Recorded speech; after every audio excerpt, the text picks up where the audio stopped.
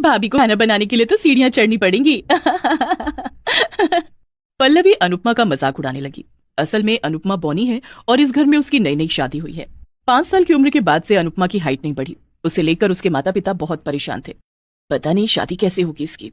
इसे कुछ सिखाओ, वैसे ही ये बॉनी है, कुछ तो खूबी होनी चाहिए इसमें। आदमियों के दिल का रास्ता पेट से होकर गुजरता है। अनु बेटी चला खाना बनाना सीख ले। तब से अनुपमा खाना बनाना सीखने लगी और समय के साथ साथ वो खाना बनाने में माहिर हो गई। उसके हाथ का खाना खाकर हर कोई उंगली चाटने लगा। वाह अनु बेटी, कितना अच्छा खाना बनाती है तू। देखना तेरी शादी किसी अच्छे घर में होगी। और अनुपमा बड़ी हो गई। उसके लिए बहुत मुश्किल से रिश्ता आया। लड़का भी बौना था, इसलिए लड़के वाले अनुपमा को घर की बहू बनाने के लिए राजी हो गए। लड़के का नाम राजेश था। राजेश से अनुपमा की शादी हो गई। अनुपमा के माता पिता गरीब थे। उनके पास मिट्टी का चूल्हा था, इसीलिए अनुपमा को खाना बनाने में तकलीफ नहीं होती थी। लेकिन ससुराल आकर अनुपमा ने देखा कि ये तो मॉडर्न रसोई है। उसका हाथ गैस के चूल्हे पर पहुंच ही नहीं रहा है। ये देखकर उसकी ननद हंसने लगी। बॉनी भाभी, लगता है आप खाना नहीं बना पाओगी। तभी उसकी सास जानकी आई और बोली, खाना नहीं बना पाएगी मतलब? खाना बनाने के लिए तो इसे लाई हूं मैं। माँ जी मैं खाना बना लूंगी, लेकिन मेरे हाथ ऊपर तक नहीं पहुंच रहे हैं। ठीक है, मैं तुझे एक कुर्सी लाकर देती हूँ, उसके ऊपर उठकर खाना बना। जानकी ने एक कुर्सी लाकर दी। अनुपमा उस पर चढ़कर खाना बनाने लगी। पल्लवी ने हंसते हुए कहा, भाभी आपका नाम आपसे बड़ा है, अनुपमा। अनुपमा को यह सब सुनने की आदत है। उसने कुछ नहीं कहा। रात को वो अपने कमरे में गई। उसका बौनिया पति राजेश बिस्तर पर था। राजेश ने कहा, सुनो अनुपमा, मुझे पता है कि लोग तुम्हें लेकर मजाक उड़ाते हैं। मुझे लेकर भी ये लोग हमेशा से मजाक उड़ाते आए हैं। मुझे पता है जी, हम जैसे लोगों के साथ तो ऐसा ही होता है। राजेश ने अनुपमा को गले लगा लिया। इतने दिनों में एक दूसरे को प्यार करने वाला मिला। अगले दिन अनुपमा ने नाश्ते में डोसा बनाया। ये लीजिए माँ जी, मैंने आप सबके लिए डोसा बनाया है। अनुपमा की जेठानी सुमित्रा तभी नींद से उठकर आई। आओ आओ बड़ी भाभी, डोसा खा लो। डोसा? मैं ये सब नहीं खाती, मेरे लिए फ्रेंच टोस्ट बना कर ला।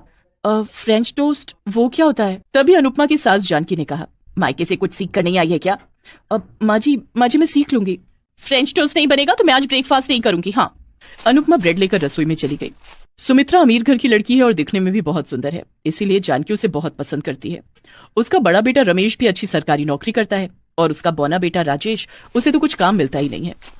पता नहीं मैंने कौन सा पाप किया था कि मुझे ऐसा बौना बेटा मिला और उसकी वजह से मुझे घर में बौनी बहू लानी पड़ी। ये बोलकर जानकी डोसा खाने लगी और पहला निवाला लेकर उसके होश उड़ गए। अरे वाह, ये तो बहुत टेस्टी है। बहू एक बार खाकर तो देख। हाँ भाभी, बहुत टेस्टी है, खाकर देखिए। सुमित्रा ने भी निवाला लिया और उसे बहुत अच्छा लगा। अरे हाँ, ये तो बहुत स्वादिष्ट है। अनुपमा, फ्रेंच टोस्ट रहने दे, मैं यही खाऊंगी। ये सुनकर अनुपमा मुस्कुराने लगी। राजेश ने कहा, अनुपमा तुम्हारे हाथ में जादू है, रसोई में घुसते ही तुम कमाल कर देती हो। इसके बाद से सुमित्रा अनुपमा को बहुत परेशान करने लगी। वो पूरा दिन आराम करने लगी और अनुपमा अकेली सब काम करती रही, लेकिन उसने किसी से कुछ नहीं कहा। एक दिन जानकी का बड़ा बेटा रमेश आया और बोला, माँ मुझे नौकरी से निकाल दिया है, मैं बिजनेस करना चाहता हूँ, मुझे जमीन जायदाद का हिस्सा भी चाहिए। रमेश के मन में पाप था। वो ऑफिस से सामान चुराता था, इसीलिए उसे बाहर निकाल दिया गया और अब वो जमीन जायदाद में हिस्सा मांगने लगा और सब कुछ अपने नाम कर लिया। इस बात से राजेश गुस्सा हो गया। भैया आपने जो हिस्सा लिया है वो मेरा है, मुझे उसकी जरूरत है।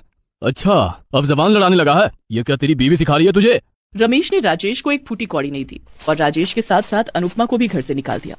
जानकी ने कुछ नहीं कहा। इन दोनों से पीछा छूट जाए यही अच्छा है, इसे तो बचपन में कहीं फेंक देना चाहिए था। अनुपमा और राजेश बेघर हो गए। अब क्या करें अनुपमा, अब तो हम मर जाएंगे। नहीं, आपने ही तो कहा था कि मेरे हाथों में जादू है, मैं खाना बनाऊंगी। लेकिन कैसे, हमारे पास तो फूटी कौड़ी नहीं है।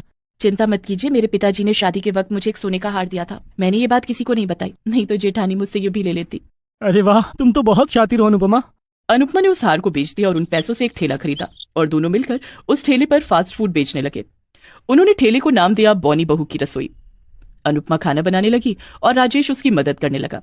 आइए आइए, स्पेशल बौनी बहू के हाथ का खाना खाइए। लोग आने भी लगे और खाने भी लगे और सभी को खाना अच्छा भी लगने लगा। अरे वाह, इतना स्वादिष्ट खाना! क्या तुम हर रोज मेरे ऑफिस में दोपहर का खाना डिलीवर कर दोगे?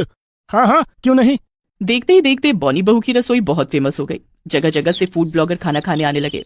तो आप देख सकते हैं दोस्तों, इस बौनी बहू ने बनाया है कमाल का खाना, जिसे खा करके हम हो गए हैं दीवाना। अगर आप भी खाना चाहते हैं ऐसा खाना तो आपको पड़ेगा यहाँ आना। ऐसे ही राजेश और अनुपमा बहुत अमीर हो गए। उन दोनों ने घर भी खरीद लिया। उधर रमेश बिजनेस से ज्यादा जुए पर ध्यान देने लगा, लेकिन जानकी ने अपने लाडले बेटे से कुछ नहीं कहा।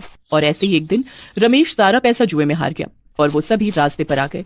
राजेश को पुलिस ने गिरफ्तार कर लिया और जानकी, पल्लवी और सुमित्रा खाने के लिए रास्ते पर भटकने लगे। इतने में एक दिन वो बौनी बहू की रसोई के सामने आए। मैंने जिस बेटे और बहू को नालायक समझा, उन दोनों ने अपने दम पर किस्मत बना ली, और जिसे लायक समझती थी उसने मुझे रास्ते पर ला दिया। इतने में अनुपमा वहां आई और बोली, माँ जी आप लोग यहाँ क्यों खड़े हैं? आइए दुकान पर आइए, मैं खाना बनाकर खिलाती हूँ। अनुपमा ने तीनों को खाना खिलाया। तीनों ने अनुपमा से माफी मांग ली। अनुपमा ने कहा, कोई बात नहीं, गलती तो सबसे होती है, आप हमारे परिवार हैं, आज से हम सब एक साथ रहेंगे। तुम महान हो अनुपमा, तुम महान हो। हम सब तुम्हारी रसोई में काम करेंगे। इसके बाद सभी एक साथ रहने लगे। सभी एक साथ रसोई में काम करने लगे और ऐसे ही बौनी बहू की रसोई बड़ी होती गई। बौनी बहू ने दिखा दिया कि मेहनत का फल मीठा होता है।